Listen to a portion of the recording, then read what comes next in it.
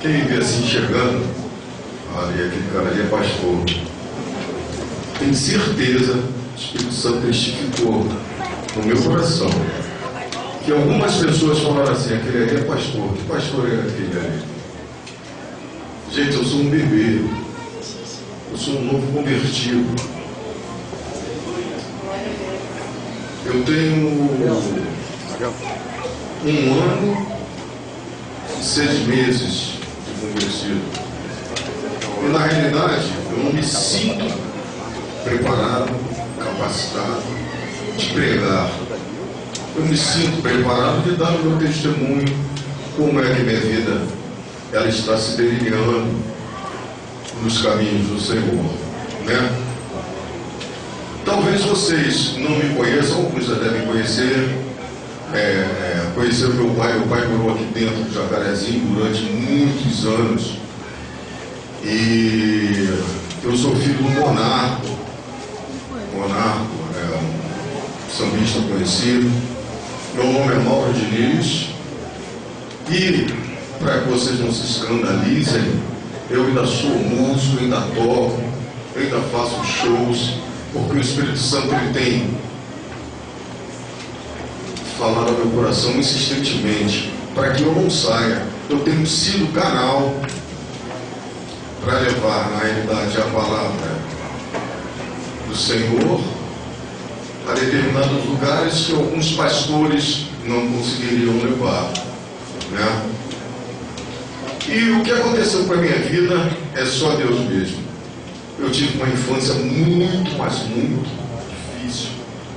Uma infância que, eu digo, por exemplo, as pessoas que moram em comunidade, as pessoas sabem, eu não morei em comunidade, mas na minha infância eu via, né, onde eu morava num bairro chamado Oswaldo Cruz, e na realidade ali Oswaldo Cruz também era um reduto de drogas, né? Tinha o tráfico também, aquele tráfico meio velado, mas tinha. E aí eu convivia ali no meio garoto, soltando pipa, jogando bola, vendo os caras embalarem drogas, essas coisas todas. Mas eu creio que Deus, ele já tinha mais ou menos um caminho traçado para mim. Porque eu perdi minha mãe com 12 anos, meu pai se separou da minha mãe, eu estava com 8 anos de idade, e aos 12 anos eu perdi a minha mãe, fui morar na casa de uma tia, e as coisas eram difíceis, mas muito difícil mesmo. Até que chegou uma hora que falaram para mim assim, Mauro, por que tu não vai para a Marinha? Porque na Marinha, lá na Marinha você tem casa, comida. E eu fiquei pensando naquilo, falei, o que eu vou fazer? Eu estou precisando. Porque o que é que acontece? Quando a gente é criado no seio, junto com o pai, com mãe, é diferente. Mas muito diferente. Eu falo isso com... Eu estou emocionado aqui. Eu falo com os meus filhos, quando às vezes vão os primos deles para lá, falam, trata direito, dei toda a liberdade para deixar eles à vontade. Pensei que eu tinha trazido o vento. Gente, eu choro à toa. Por isso eu falei que eu sou um bebê. Ainda mais quando eu trago na mente algumas coisas que aconteceram de mim no passado. Então eu fui para a Marinha, fiquei na Marinha. Quando eu fiquei em Vitória 1 ano e 2 meses, e me lembro muito bem, quando eu voltei de Vitória, eu vim procurar saber onde o papai estava morando. Aí me falaram que o papai estava morando lá no Azul, no Morro Azul, no Jacarezinho. Eu falei, rapaz, como é que eu vou chegar lá mais? E tinha alguns amigos, né, contemporâneos da minha idade, os meus amigos, na realidade, usuários de droga. E o que acontecia? Eu, no meu coração, falava uma coisa, pulsava mais alto. Eu falava assim, um dia que meu pai souber que eu estou usando droga, vai ser uma decepção para ele. Então já era o Espírito Santo dentro de mim. E eu recusava, as pessoas chegavam, saíam, e eu sempre recusando, pelo amor que eu já tinha.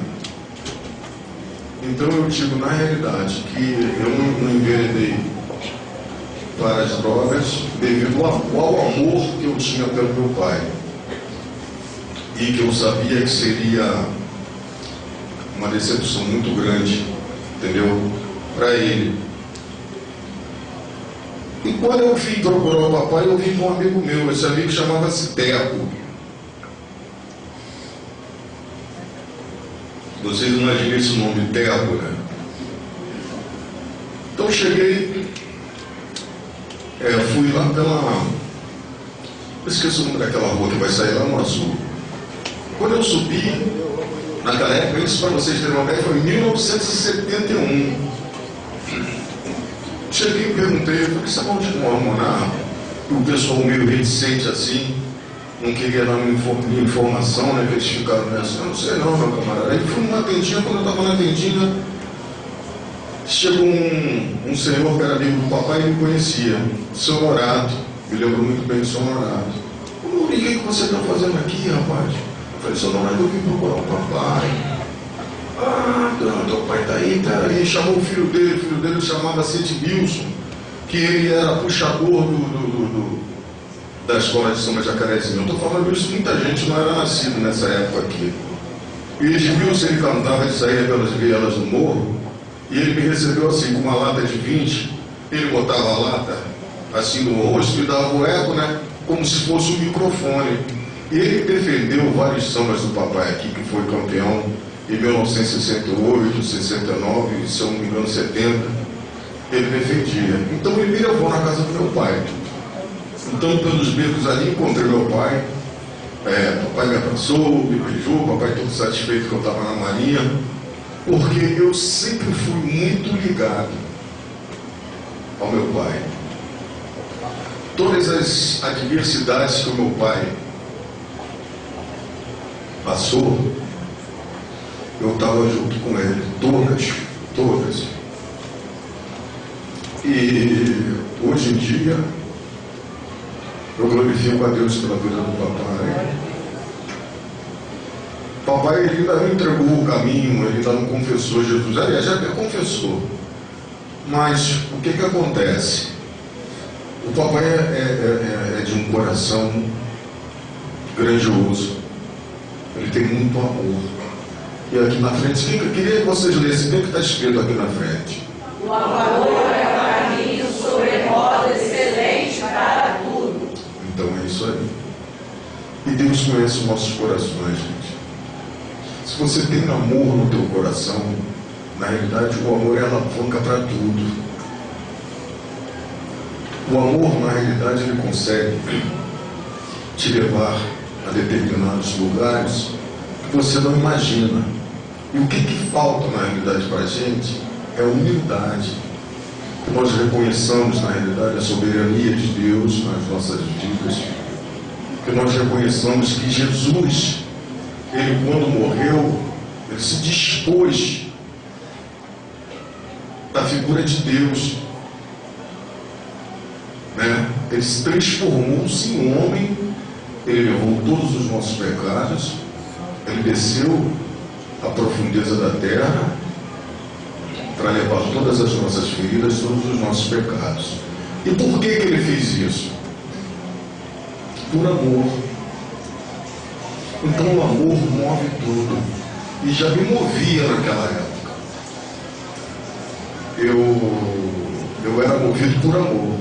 Então voltando, fui, encontrei o meu pai, papai super satisfeito, papai falando, meu filho já está com o futuro dele garantido na Marinha, e a vida foi seguindo, né? A vida foi seguindo. E aconteceram vários fatos na vida, e um deles foi que eu resolvi sair da Marinha. E foi como se eu tivesse dado uma notícia ao meu pai: acabou a vida do meu filho agora. Rapaz, o que você vai fazer? Você vai sair da Marinha? Porque eu falei: porque eu quero sair da Marinha, eu quero estudar, eu não me sentia satisfeito de chegar simplesmente, digamos assim, ao posto que eu conseguiria alcançar na Marinha como subtenente. Eu queria algo mais para a minha vida, eu me sentia preso. Eu jogava bola na época, jogava pela equipe da Marinha, eu tocava, naquela época eu já era músico. Então o que acontecia? Eu tinha um determinado privilégio lá dentro por fazer isso tudo, mas eu queria alguma coisa que eu até então eu não sabia o que era, e que dentro de mim uma força muito grande me induzia na realidade. Aí eu saí, eu tomava uma decisão. E na época eu me lembro que eu orei sem saber o que era uma oração. Eu falei: meu Deus, me deu uma direção, o que eu faço? Eu saio ou não saio? E o meu coração falou mais alto: sai. E eu me lembro que eu saí, eu tinha um amigo com um apelido de testa, e fomos entregar minha farda. Entreguei minha farda uma terça-feira. Na quarta-feira eu já estava matriculado num colégio e comecei a estudar. Eu sempre gostei de estudar, sempre, de ler essas coisas todas. Comecei a estudar, terminei o meu primeiro grau, terminei o segundo grau, fiz prova, passei para a faculdade. Me lembro no primeiro ano, dia que eu queria fazer educação física, eu gostava de esporte na época. Quando o primeiro dia que eu sentei no banco da faculdade, eu baixei minha cabeça e chorei, mas eu chorei, porque passou um filme de tudo que eu tinha passado, as agruras da vida, e eu chorei, desabafei, e falei: rapaz, como é que eu consegui chegar até aqui no banco da faculdade, sem dinheiro, duro, mas estou aqui. Bom, passaram-se quase 2 anos, eu comecei a galgar a minha carreira de músico profissional na faculdade. E eu sabia que não ia dar certo as duas coisas. Mais uma vez eu orei sem saber que aquilo na realidade era uma oração. Eu falei: meu Deus, o que eu faço agora? Me dá uma direção, eu fico na faculdade, termino a faculdade. O que eu faço? Tranquei a faculdade. Mas quando eu tranquei a faculdade, eu comecei a estudar música. Comecei a estudar música desenfreadamente. Estudei e comecei a me destacar como músico, né? Gravando em discos de artistas que eu, quando eu via, né, um determinado artista, eu falei: rapaz, eu ficava meio assim. E já estava ali gravando com esses artistas, já estava tocando com aqueles músicos que eu via o nome deles em discos, e aquilo, a minha ficha foi caindo. Eu falei: rapaz, não é que a coisa tá funciona. E o papai, para me ajudar, o papai me deu parceria numa música, eu recebi um dinheirão naquela época. E eu fiquei todo prosa com aquilo, mas estudando. E recebi um convite da Beth Carvalho em 1982, 83 por aí, para tocar com ela. Eles me viram tocando. O que aconteceu na época? Eles falavam: o Mauro toca diferente, ele tem uma palhetada, já viu, não sei o que, e me chamaram para gravar. Quando eu fui gravar o disco da Beth Carvalho, foi uma sombra, né, dentro do estúdio, pessoa, vem, toca coisa diferente. Bom, eu segui o meu caminho com a Beth Carvalho e resolvi sair. Nessa época eu estava morando no Caxambi com o papai. O relacionamento do meu pai não estava muito bem, e a pessoa que meu pai vivia falava, quando o papai estava em casa, ela falava, não, que o papai falava para mim: eu vou matar ele, eu vou acabar com a vida dele. Aquilo acabava comigo. Vocês imaginam como é que eu ia chegar perto do papai e ia falar? É tipo assim, você não sabe qual é a atitude, a realidade que o papai ia tomar. Eu não queria desfazer o lar dele. O que eu fiz? Eu peguei e falei: eu vou embora. Saí, eu tinha um cobertor que era, tinha uma âncora que era da marinha, botei meia dúzia de roupas dentro daquele cobertor, saí sem saber. Falei, Deus vai me levar em algum lugar aqui. Eu fui. Encontrei um amigo meu, deixei na casa dele, ele falou, olha aí, rapaz. Eu falei, não, deixa que eu me vir por aí. Fiquei meio perdido. Então o que aconteceu? A esposa desse meu amigo, que é meu compadre hoje em dia, falou, olha, na minha casa tem um tio meu que ele divide o quarto lá, rapaz, solteiro em Vila Isabel. Eu falei, é pra lá que eu vou pra lá. E fiquei algum tempo sem ver o papai. Eu, quando eu encontrei com o papai, eu falei, filho, o que houve? O papai sempre foi carinhoso comigo. Sempre foi carinhoso. Eu falei, pai, não houve nada, eu tenho que... Tô velho, eu tenho que seguir a minha vida mesmo, tá entendendo? Eu tenho que tomar as minhas decisões, mas estudando, continuei estudando música. Aí o papai falou assim, olha, eu tenho um quarto lá no Volta Cruz, vai dar para o Volta Cruz, porque lá no Volta Cruz você teve a tua infância lá, e me levou para um quartinho que tinha que chamar de cabeça de porco naquela época, lá em Oswaldo Cruz. Eu cheguei naquele quartinho, botei meus negócios lá, meu cavaquinho, e aí naquele quartinho ali, a minha vida começou a mudar, mas começou a mudar assim, de uma maneira muito contundente. Eu comecei a compor muito, e os artistas começaram a gravar músicas minhas, começaram a tocar no rádio, eu comecei a tocar com todo mundo, comecei a ganhar razoavelmente bem, comprei um apartamento na estrada do Portela, lá, e continuei morando num quartinho lá. E nessa época foi na época que eu conheci a minha mulher que está ali. Levanta aí, Cláudia, para as pessoas saberem. Essa é a minha mulher, Cláudia Diniz, pode sentar. Minha filha mais velha, Juliana Diniz, pode levantar. Tereza Diniz, João Diniz. E Olinda Diniz lá, a mulher do papai lá, que é uma benção, por isso eu digo. O coração, na realidade, ele... Bom, o que aconteceu? Eu peguei e comecei a gravar desenfreadamente, fui para esse quarto, a vida começou a mudar, eu comprei o apartamento, mas não saía do quartinho. Aí comprei um carro, aqueles carros conversíveis que aperta com a porta vem para trás, e as pessoas não entendiam como é que pode, eu moro num carro desse, com um apartamento daquele, morando naquele quartinho ali. E ela mesmo não entendia, Cláudia. Aí quando ela chegou, ela foi lá pro meu quarto, a gente ficou junto lá. E uma vez eu saí, quando eu cheguei, um quarto cheirosinho, encerado. Eu falei, rapaz, eu nunca vi isso. O quarto que eu chegava, entrava, saía. Quando eu cheguei, aí aquilo começou a me impressionar, né? Aí época de Natal, árvore de Natal. Eu falei, rapaz, aquilo na realidade eu não tinha um senso de família, né? Porque a minha vida, na verdade, ela foi muito picotada. A minha vida foi muito picotada. Então não tinha um senso de família, eu não sabia como as coisas eram. E a minha mulher não. A Cláudia, o pai dela, o primeiro pai dela, era bombeiro, o segundo padrasto dela, que na realidade foi criou ela, era advogado, então tinha aquela coisa da família, tudo. E ela começou a me ensinar o que era família. Chegava lá, ela alugou um outro quartinho da frente e fez uma cozinha. Eu chegava, tinha comida, eu falei, rapaz, nem fogão eu tinha, para vocês verem. Comprou lá um negócio lá, fogão, começou a fazer. E depois eu falei, quer saber uma coisa? Vamos sair daqui, vamos lá para o apartamento. Que quando fazia calor, era muito calor. A gente foi para o apartamento.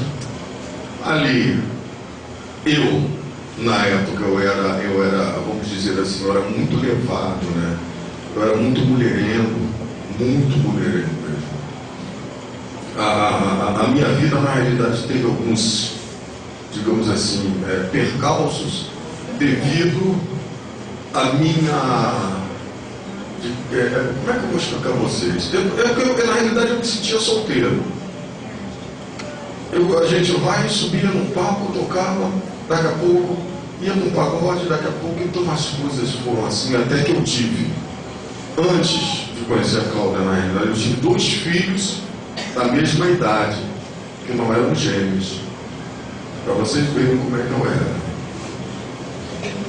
E hoje em dia eu compreendo isso tudo que aconteceu na minha vida, compreendo quando a Cláudia chegou na minha vida, e a gente começou a crescer junto. Porque uma coisa eu digo para vocês com certeza: não existe vitória na realidade, a vitória completa não existe se você não estiver alicerçado com a família. Não tem.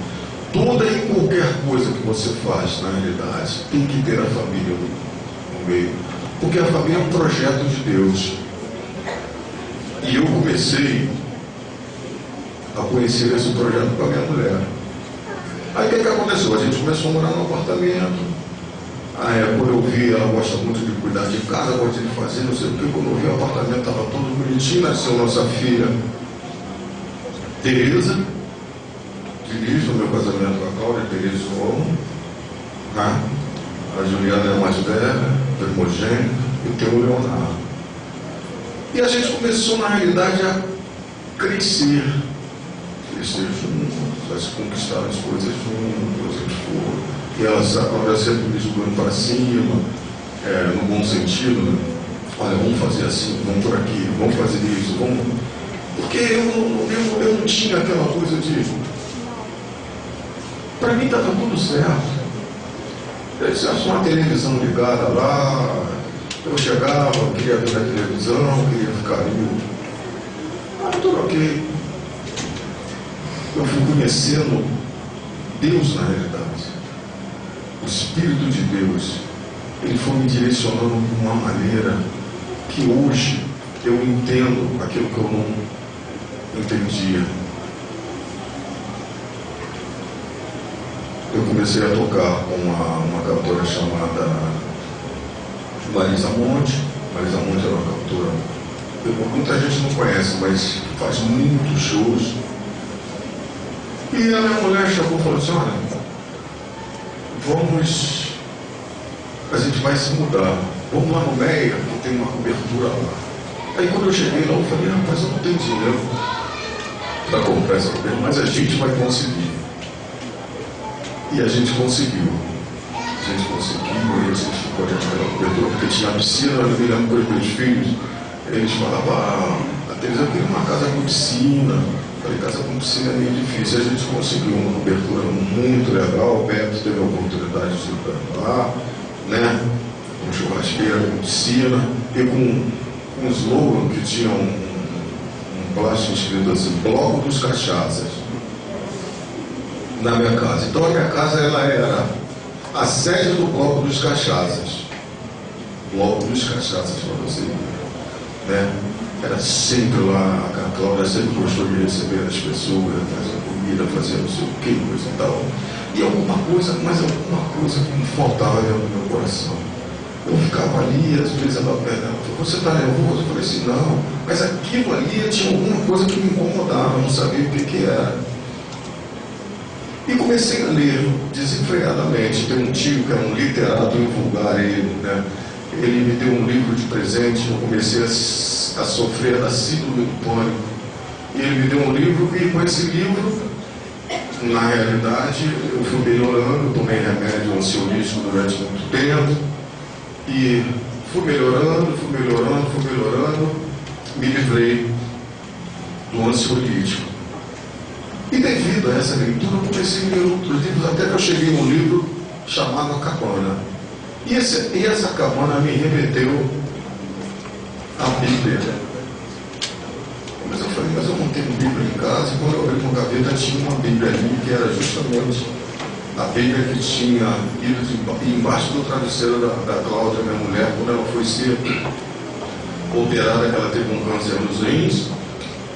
E o médico falou que só tinha 1% de probabilidade de ser benigno, e na realidade foi benigno o câncer. Eu me lembro que quando a cunhada dela colocou a Bíblia embaixo do travesseiro dela, o maqueiro era crente, e ele falou assim, pode ir que a senhora já está curada. Né? E eu estava no Japão, estava chegando do Japão nessa época. Quando eu cheguei no Japão, eu senti as coisas meio assim, eu falei, quem está vendo? E quando eu cheguei, ela desabou em lágrimas e eu tirei forças. Hoje em dia eu sei onde que eu consegui tirar forças. E cheguei em casa sozinho, deixei ela no hospital e orei a Deus sem saber que na realidade aquilo era uma oração. Eu conversei com Deus. Falei, meu Deus, eu sou uma pessoa que eu considero uma pessoa boa, que eu tento ajudar os outros, eu não faço mal a ninguém. Então, minha mulher, não pode acontecer nada com ela, a gente está aqui muito pela frente, muita coisa a gente vai conquistar junto. E a minha oração foi ouvida por Deus, graças a Deus, minha mulher está aí. Firme e forte. E as coisas continuaram acontecendo nas nossas vidas. Só que dessa vez agora de uma maneira mais diferente, mais consciente. Ou seja, eu lendo a Bíblia, ela não entendendo porque eu estava com aquela Bíblia para cima e para baixo. Né? O Beto já era crente, às vezes o Beto ia lá em casa, mas eu não tinha nem falado com o Beto que eu estava lendo a Bíblia com a Josiane. E lia, para onde que eu ia, eu estava com a Bíblia. Por quê? O que aconteceu? Quando eu terminei de ler esse livro, A Cabana, que ele me remeteu à Bíblia, que eu fui abrir, eu abri em Provérbios. Quando eu abri em Provérbios 8, eu comecei a ler, falava da excelência, da sabedoria. E eu adorava ler isso, eu li Rajneesh, li Dalai Lama, vários livros, e comecei a ler, aquilo foi me envolvendo, e lendo Bíblia, e comecei, a curiosidade me levou a assistir um culto na televisão, eu fiquei assistindo assim, fui parar numa igreja chamada Universal, sozinho, sem ela saber, sem nada. O Espírito Santo, a própria palavra diz, né, que é Deus que escolhe, o Espírito Deus que te escolhe. E foi assim comigo. Eu, como gostava de estudar, gosto de estudar até hoje, eu estava refazendo um curso de arranjo meu e um amigo que me dava aula era crente, e ele começou a olhar assim, e viu alguma coisa diferente. E ele viu a Bíblia dentro da minha mochila e falou assim, não, você é crente? Eu falei assim, não. Ele falou, rapaz, o Espírito Santo, ele está de uma maneira tocando em você. E eu, para saber Espírito Santo, o que era o Espírito Santo, eu falei, mas o que é isso, Vitor? E ele começou a me explicar. Enfim, quando eu ia para a aula, ele ficava falando só na palavra comigo. E eu fui aprendendo. Uma vez, chamei ela, falei, vamos lá naquela igreja universal. Que eu queria, de uma forma ou de uma outra, eu queria ver um culto, mas quando eu cheguei na igreja universal, eu fiquei bem apavorado com que era, na realidade eu não ouvia aquilo que eu queria ouvir. E eu não sabia, na realidade, que eu não tinha ouvido o que eu queria ouvir. Alguma coisa dizia o meu coração. E a gente voltou, ela não gostou muito, coisa e tal. Bom, até que meu filho viu uma casa na internet lá na Barra da Tijuca. E lá fui eu para a Barra da Tijuca. Olha, rapaz. Ali foi que Deus trabalhou. Ali Deus trabalhou. Eu falei, como é que eu não consegui fazer uma casa aqui na Barra da Tijuca? A imobiliária, as pessoas que trabalhavam na imobiliária eram todos crentes. Veja como é que Deus trabalha nas coisas. Vai vendo como é que Deus, a volta que Deus fez para me trazer até aqui, neste culto. Aí eu cheguei na imobiliária, o rapaz, eu tirando lá as coisas de dentro, da minha mochila, novamente aqui, você é crente? Eu falei assim, não, eu gosto de ler a Bíblia, eu estou lendo a Bíblia.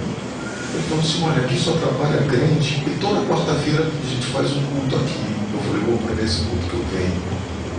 E a gente foi nesse culto. Quando eu cheguei no culto, o cara falou, você não é o Mauro Diniz? Eu falei, sim, sou eu. Rapaz, eu cantava com você, não sei o quê. Olha, eu faço um culto lá na Estrada da Barra, número 200, na segunda-feira eu vai lá, eu falei assim, vou. Bom, fui pro culto, cheguei nesse culto, aí eu comecei a ir no culto.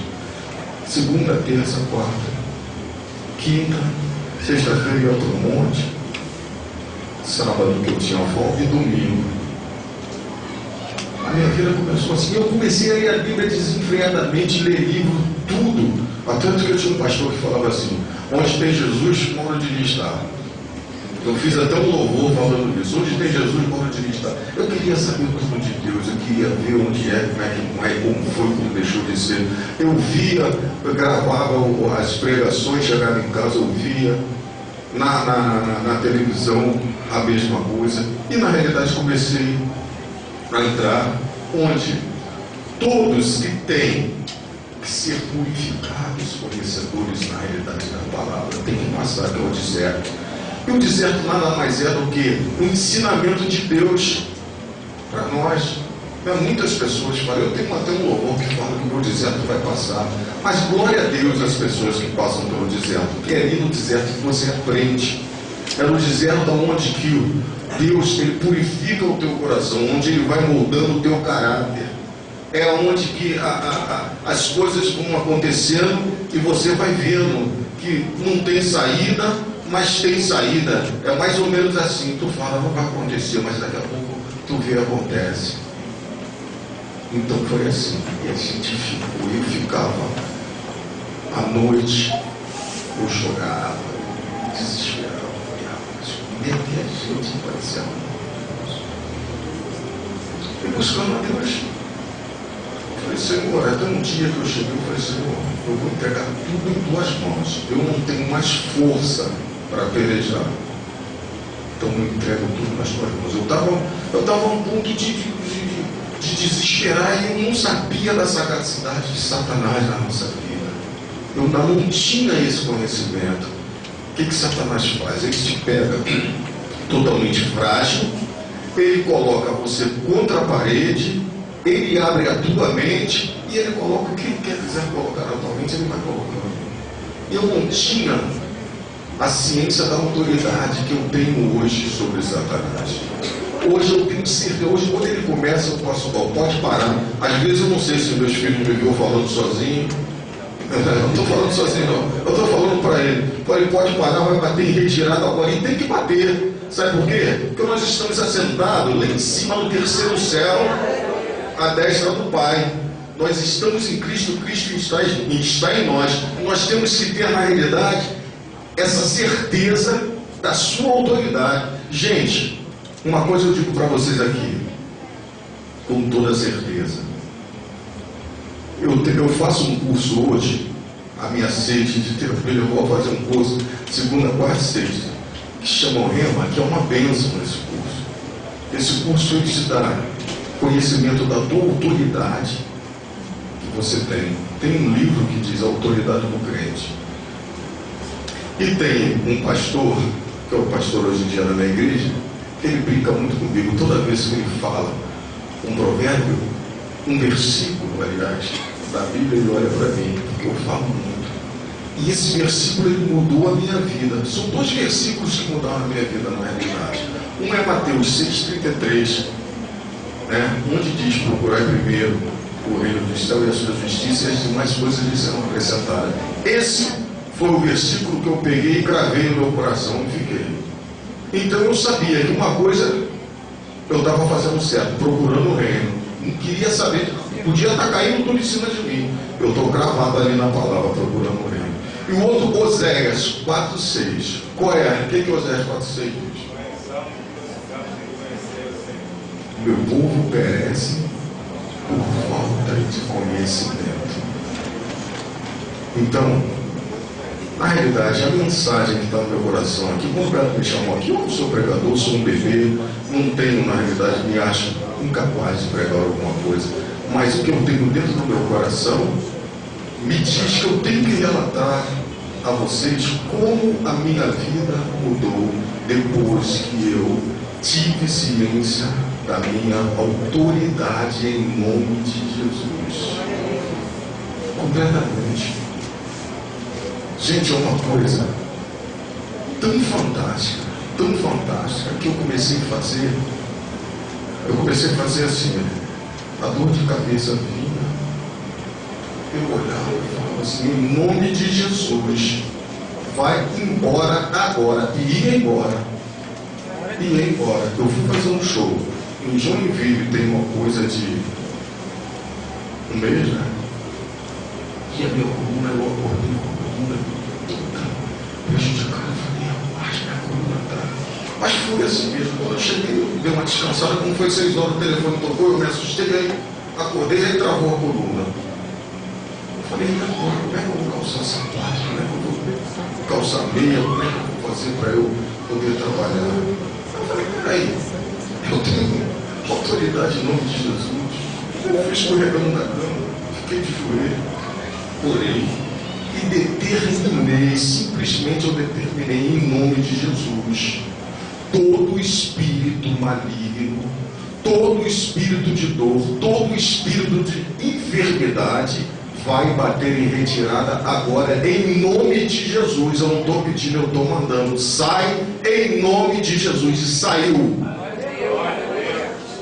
Então, gente, é uma coisa que, na realidade, Oséias 4,6 é o provérbio que o meu povo perece por falta de conhecimento. Eu não sinto mais dor de cabeça. Eu não sinto mais dor de cabeça.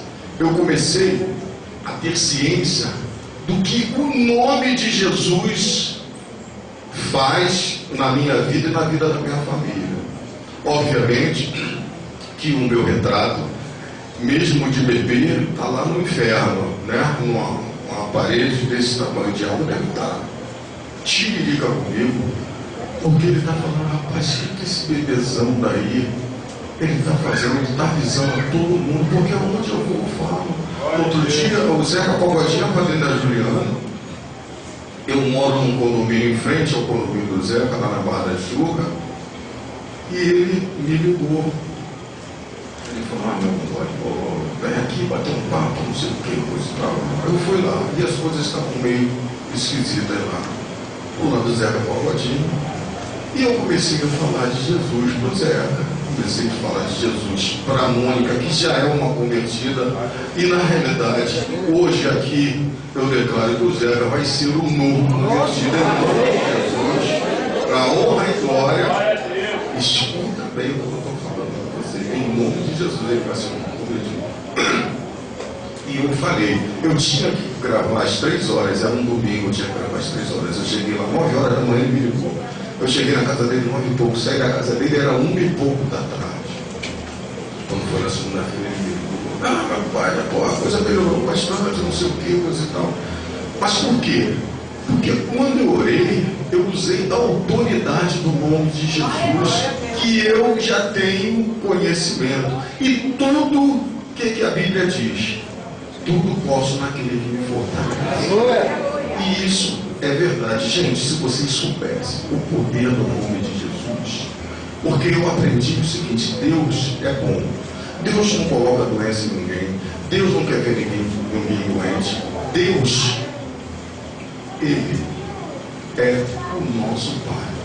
E a própria Bíblia diz, você já viu quando um filho pede um pedaço de pão do pai? O que o pai faz? Ele vai dar um pedaço de pedra? Não é isso que a Bíblia diz? Deus é assim, Deus não coloca doença. A doença quem coloca é Satanás. Agora, por quê? É isso que eu fui procurar saber.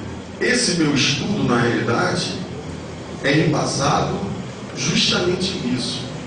Por que a gente fica doente? Por que o cara está com câncer? Ontem eu fui visitar um amigo meu que ele está com câncer terminal.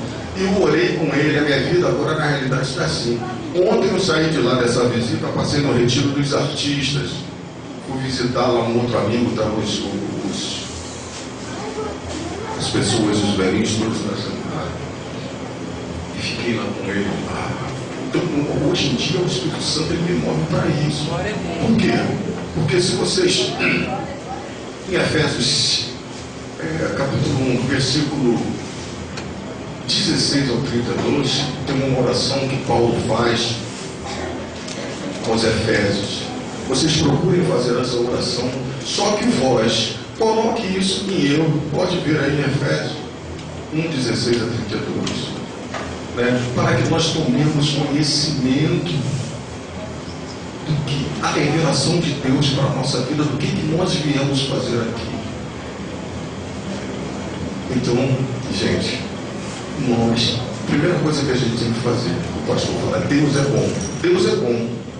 Deus não coloca doença em ninguém. Quem coloca doença é quem? É Satanás. E por que Satanás coloca a doença na gente? Justamente porque o pecado, a Bíblia diz que o salário dele é o quê? É a morte. Existe uma legalidade. Quando você pega na realidade, você está abrindo uma brecha para que Satanás chegue lá e fale, opa, esse daqui eu tenho direito. O nosso povo, nós, na realidade, pecamos muito pela desobediência. Quem não se lembra quando Moisés estava resgatando Israel do exército, o que aconteceu? O povo desobedecia. O povo é desobediente. E a desobediência, na realidade, é que causa todo o transtorno na vida do ser humano.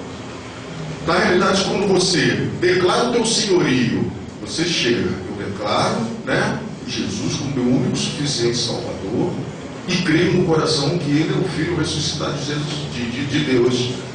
Você já está ali selado como nova criatura. E como nova criatura nós temos direito a todas as promessas.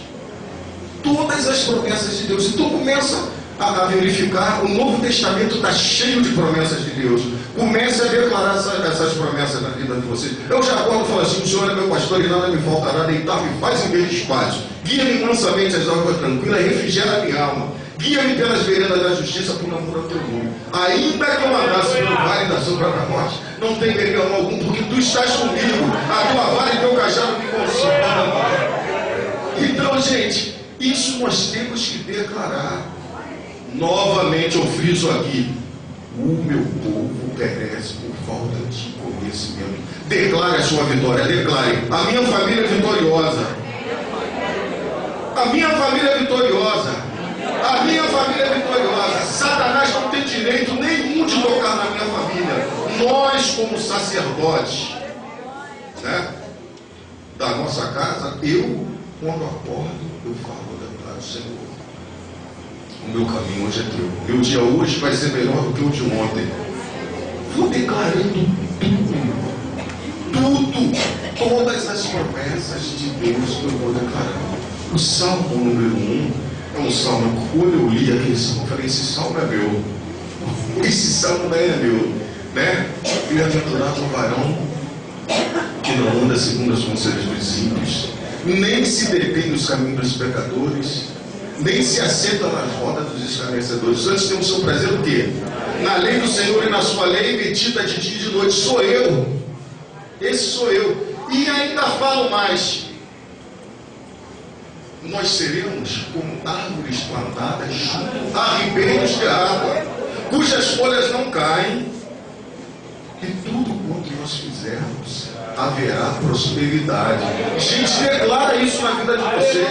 Declara, porque na realidade Deus, Ele veio para te dar autoridade aqui na terra. Deus, Ele está governando lá no céu. Ele deu autoridade ao homem aqui na terra. Toda a autoridade nos foi dada aqui na terra. O que o homem fez? Entregou essa autoridade a Satanás. Através de quê? Através do pecado. Quando Adão pegou, toda essa autoridade foi dada a Satanás. Por que Satanás é o rei desse céu? O que Satanás falou para Jesus no deserto?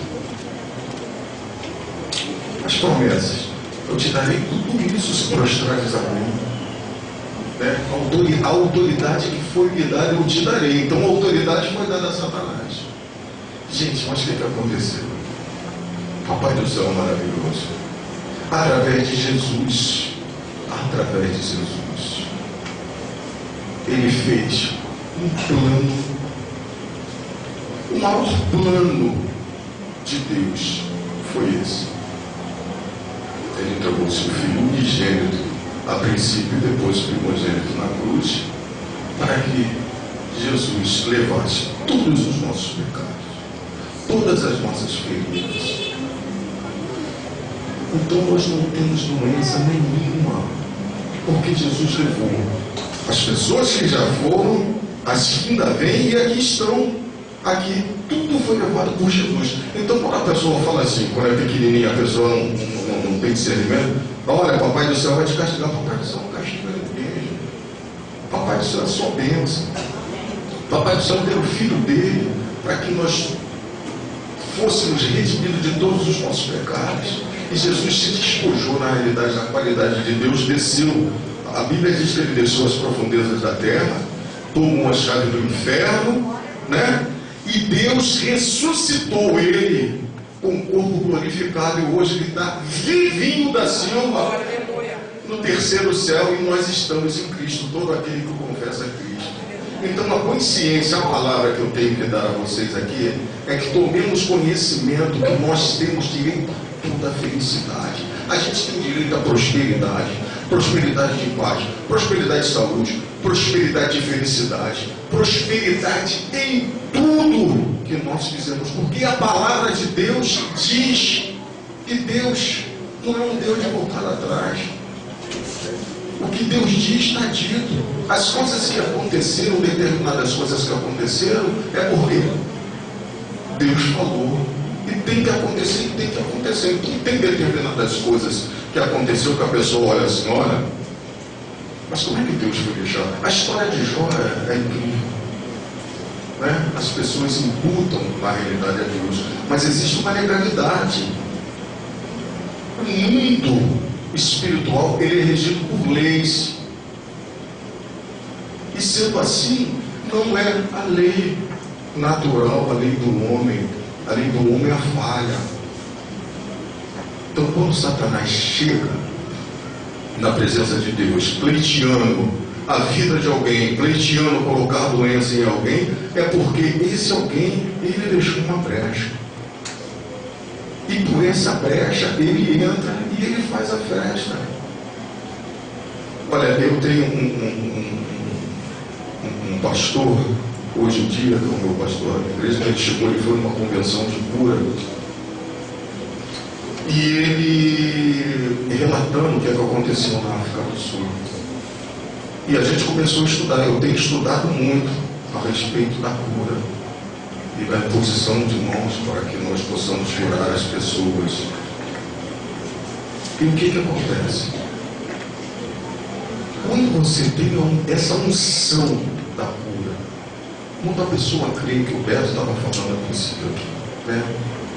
O que é fé? Em Hebreus 11:6 diz o que? Fé é o firme fundamento daquilo que a gente crê, mas a convicção das coisas que a gente não vê. Então, quando você vê uma pessoa no leito de hospital, o cara olha e viu, a primeira coisa que vem na tua mente, acabou. Acabou nada. Não acabou absolutamente nada. Vai acabar simplesmente a hora que Deus quiser. Por quê? Quando você crê que a pessoa vai ser curada, que a pessoa já está curada, e quando a pessoa crê com o coração, a pessoa vai ser curada. Esse demônio que está na pessoa, ele é obrigado a bater em retirada pelo nome de Jesus. Então esse é o conhecimento que a gente tem que ter, né? Quando você está com dificuldade financeira, às vezes a pessoa está com dificuldade, gente, creia e fala: Senhor, eu entrego todo o meu fardo nas tuas mãos, porque a Bíblia diz isso. Isso é promessa de Deus. E eu reitero novamente aqui, Oséias 4:6, o meu povo perece por falta de conhecimento. Gente, vamos ler as Escrituras. As Escrituras, na realidade, é que vai nos dar embasamento para que nós possamos, com as armas espirituais, lutar contra o príncipe desse século, que é Satanás. Se não for assim, o nosso povo sempre vai ser derrotado, né? Às vezes existe uma conversa assim: por que existe crentes que ficam 1, 2, 3, 4, 5, 6, 7, 8, 10, 20, 30 anos na mesma situação? Deus quer isso? Deus não quer isso. Por que o crente fica assim? Oséias 4:6, o meu povo perece por falta de conhecimento. Então conheça a palavra.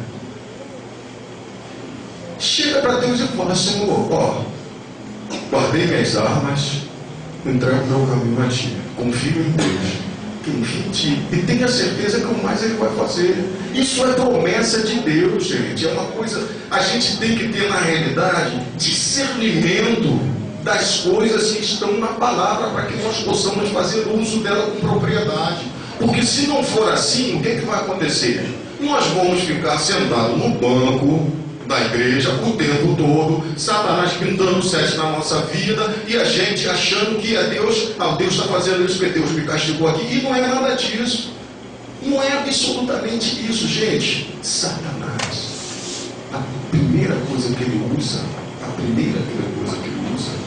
é a mente. Ele não é onisciente, onipotente, nem onipresente. Isso só Deus. Mas ele tem o poder de entrar na tua mente e bagunçar a tua mente. Está entendendo?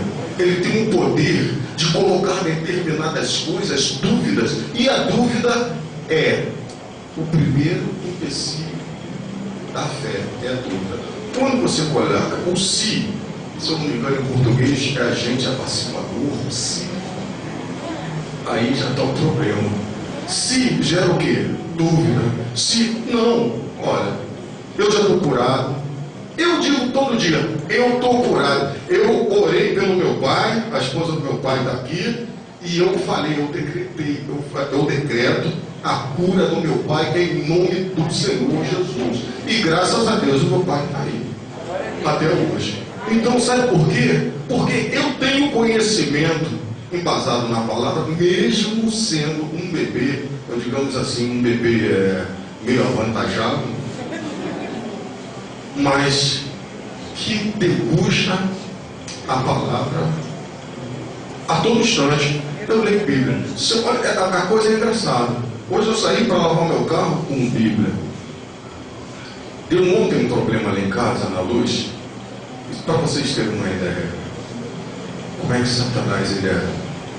Satanás não é mole. Não, estava tudo bem. Foi instalar um forno lá na minha casa. A Linda agora dessa vai ver o forno. Chico foi instalar o forno. Daqui a pouco, a minha casa é grande. São 6 quartos que tem na casa, são 3 andares. E o que aconteceu?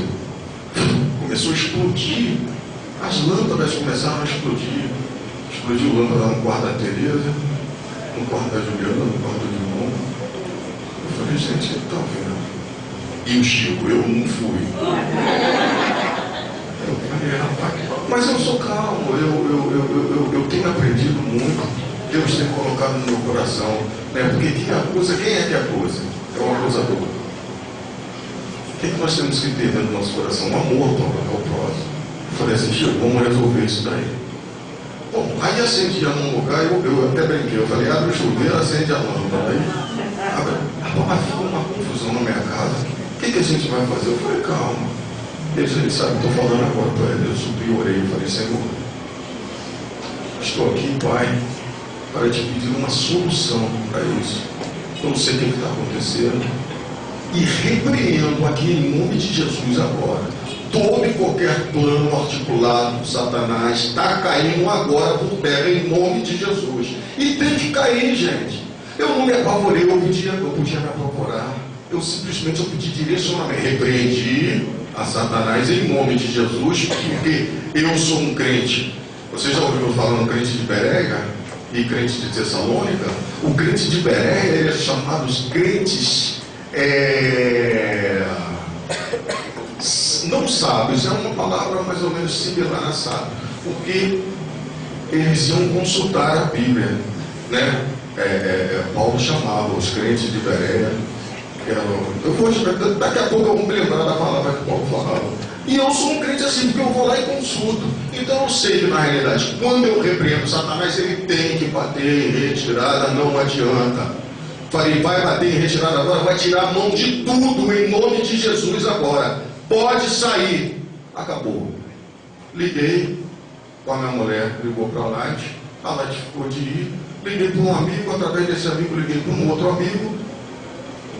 O cara veio, o problema era a calçada por detrás, deu um curto-circuito. Poderia ter queimado tudo. Eu tenho na minha casa, se eu não me engano, são 9 televisões, não tem? A minha mulher está fazendo assim, por quê? Eu estou aqui no púlpito, eu estou, o Espírito Santo me movendo. Eu não tenho nada a ocultar, nada. Então o que acontece? Eu tenho geladeira, tenho fogão, poderia ter queimado tudo, não queimou, porque ficou tudo desligado. Eu falei, queimou tudo, mas eu não me apavorei, eu simplesmente entreguei a Jesus, repreendi. Por que eu fiz isso? Porque eu sei da minha autoridade no nome de Jesus. Então não tem, gente, amanhã quando vocês acordarem, primeira coisa que vocês têm que fazer assim: o meu dia hoje vai ser melhor do que o de ontem. A minha família é vitoriosa. Eu sou vitorioso. Eu sou próspero de felicidade, de amor para dar ao próximo, abundância de paz, abundância financeira na minha vida. Por quê? Porque Deus quer isso. Você acha que o pai vai querer um filho ali na esquina ali pedindo esmola? Não vai, gente. Isso é coisa de crentes mais antigos, de religiosidade. Deus, o nosso Pai, é dono do ouro e dono da prata. Ele quer que nós prosperemos para que nós sejamos o braço dele aqui na terra, para que nós possamos abençoar o irmão que está necessitado ali. Ontem, como eu falei, eu fui lá no Retiro dos Artistas, abençoei o irmão lá. Eu fui visitar um amigo que estava lá de cama lá e orei para ele pelo nome de Jesus. Eu falei, tu já está curado em nome de Jesus. E o Satanás tem que bater em retirada. Então a gente tem que ter essa consciência. Gente, levante amanhã, declare.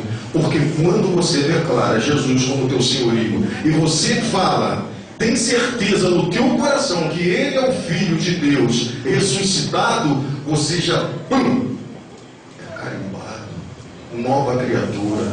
Então preste atenção nisso. Quando Jesus falou, haja ouve, quando Deus falou, haja ouve, e quando você declara com a sua boca, você é uma nova criatura em Cristo. Então começa a reparar o poder daquilo que você fala. Quando o pai fala com o filho assim, que moleque sem vergonha, mas gente, você está declarando na vida do teu filho aquilo que você está falando. Então a gente tem que tomar cuidado. Tudo que sai na realidade é o que envenena. Então a gente tem que ter cuidado com o que nós falamos para os nossos filhos. O Beto, ele deu um exemplo vivo aqui do perdão. A gente tem que estar com o nosso coração aberto ao perdão. Eu na realidade, eu era irredutível em determinadas coisas.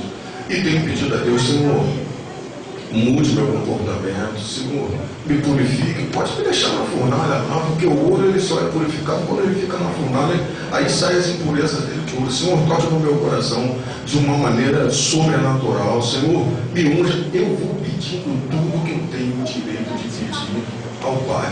E Ele quer que você faça isso.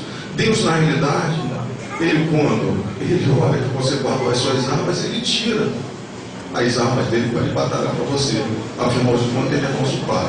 Então, gente, a minha mensagem final, eu já falei muito, dei o meu testemunho para vocês. Eu quero dizer para vocês que hoje eu sou uma pessoa muito feliz, mas muito feliz mesmo. Agradeço por tudo que Deus fez por mim, pela minha família, o que Deus fez com meu pai, colocando a Olinda na vida do meu pai. Uma pessoa que eu tenho uma gratidão, um amor muito grande. Meu Deus, não pode até nem saber disso, mas eu oro muito, todos os dias, por meu joelho. São determinadas pessoas que você pede Olinda, está nas minhas orações. A Carla, que ainda não aceitou, mas vai aceitar a minha. Josiana no pé. Enfim, eu agradeço muito a Deus, porque eu não sou, como falei para vocês mais uma vez, eu sou simplesmente um bebê, mas é aquele bebê que não pode ver uma mamadeira que quer, uma mamadeira que ele sai engateando, vai ver, aquele bebê que é cobiçoso, que quer saber de tudo. E eu tenho certeza que daqui a um tempo eu estarei mais crescido espiritualmente, porque à medida que o tempo vai passando, o Espírito Santo ele vai te revelando determinadas coisas. Eu já consigo ouvir a voz do Senhor, a voz do Espírito no meu coração. Eu já consigo tomar atitudes em relação à vida quando eu ouço a voz do Senhor, do Espírito Santo. Então, eu vou ficando por aqui, eu vou voltar aqui outras vezes para dar um testemunho. Para, na realidade, eu vou fazer o seguinte, Beto, quando eu voltar aqui, nós vamos ver testemunhos de pessoas com uma mudança de pensamento, com uma mudança na realidade, do frasear, de falar, declarando. Gente, vamos declarar a partir de amanhã, não, vamos declarar a partir de agora. Eu sou um vencedor, eu sou filho de Deus, eu tenho direito, na realidade, a todas as benéficas que Deus prometeu. Comece a ler a Bíblia e comece a declarar todas as promessas de Deus. Vá no Novo Testamento, comece a declarar. Eu estou declarando, eu sou feliz, eu sou ungido, eu tenho o direito, na realidade, de todas as promessas que o Senhor tem para a gente. Comece a declarar, mas declare com o coração. Saiba da tua autoridade, não deixe mais Satanás entrar na tua mente. Fala assim: Satanás, eu blindo a minha mente contra qualquer atitude que você queira tomar em relação a ela. Tu está amarrado em nome de Jesus. E acabou, não tem conversa fiada. Amarra Satanás lá no cantinho. Comece a declarar, comece a degustar a palavra e felicidade para todo mundo. Amém.